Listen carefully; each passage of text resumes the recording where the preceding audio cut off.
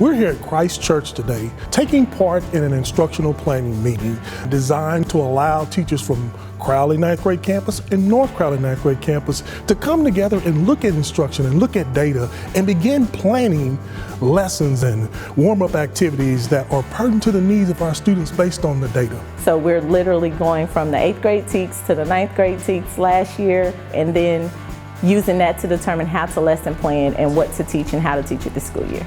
There's a lot of aha moments. There's a lot of, I didn't know they should have known this in 8th grade, or I didn't know the TEK encompassed so much. After looking at the data, let's say they began a dialogue which included how do we plan and how do we prepare to make sure in those areas where we had deficiencies in previous years or on previous assessment, how do we ensure that we teach it to the level of depth and complexity that will truly get our students where they need to be, not just to pass a test, but to truly exceed expectations. These numbers tell us a story of where our kids are struggling.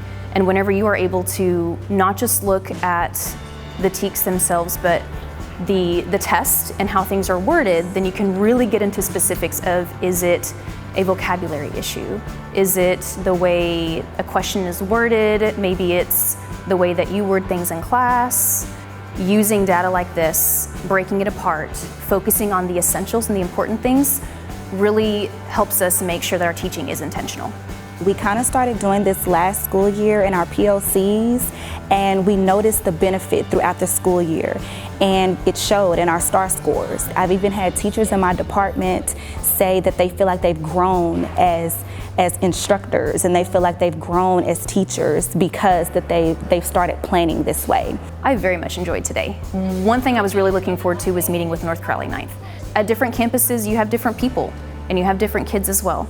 So certain teachers at a campus may come up with a great idea, but if we don't communicate that to the other campus, then in a way we're almost withholding good things from our kids. So being able to meet with other teachers helps that, and we all look at data differently. And so working with other people that I don't necessarily see every day allows me to look at things from a different and fresh perspective.